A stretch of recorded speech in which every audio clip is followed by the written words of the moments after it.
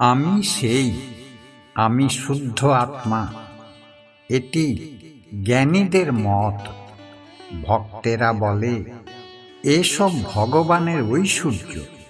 ঐশ্বর্য না থাকলে ধনীকে কে জানতে পারত? তবে সাধকের ভক্তি দেখে তিনি যখন বলবেন আমিও যা তুইও তা, তখন এক কথা। রাজা বসে আছেন, খানসামা যদি রাজার আসনে গিয়ে বসে আর বলে রাজা তুমিও যা আমিও তা, লোকে পাগল বলবে।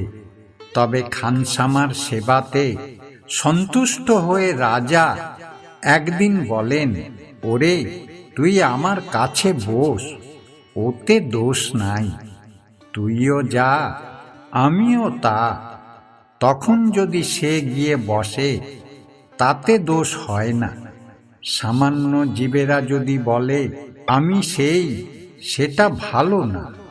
জলেরই তরঙ্গ, তরঙ্গের কি জল হয়? কথাটা এই, মন স্থির না হলে যোগ হয় না, যে পথেই যাও।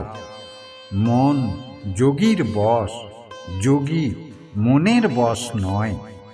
মন স্থির হলে বায়ু স্থির হয়, কুম্ভক হয়। এই কুম্ভক ভক্তি যোগেতেও হয়। ভক্তিতে বায়ু স্থির হয়ে যায়। নিতাই আমার মাতা হাতি, নিতাই আমার মাতা হাতি।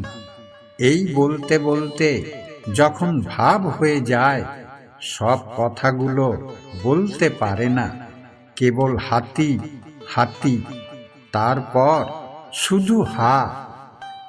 ভাবে বায়ু স্থির হয়, কুম্ভক হয়। একজন ঝাঁট দিচ্ছে, একজন লোক এসে বললে ওগো অমুক নেই, মারা গেছে। যে ঝাঁট দিচ্ছে তার যদি আপনার লোক না হয়, সে ঝাঁট দিতে থাকে আর মাঝে মাঝে বলে আহা তাই তো গো, লোকটা মারা গেল, বেশ ছিল। এদিকে ঝাঁটাও চলছে। আর যদি আপনার লোক হয় তাহলে ঝাঁটা হাত থেকে পড়ে যায় আর বলে বসে পড়ে। তখন বায়ু স্থির হয়ে গেছে, কোনো কাজ বা চিন্তা করতে পারে না। মেয়েদের ভিতর দেখো নাই, যদি কেউ অবাক হয়ে একটা জিনিস দেখে বা একটা কথা শুনে, তখন অন্য মেয়েরা বলে তোর ভাব লেগেছে নাকি লো?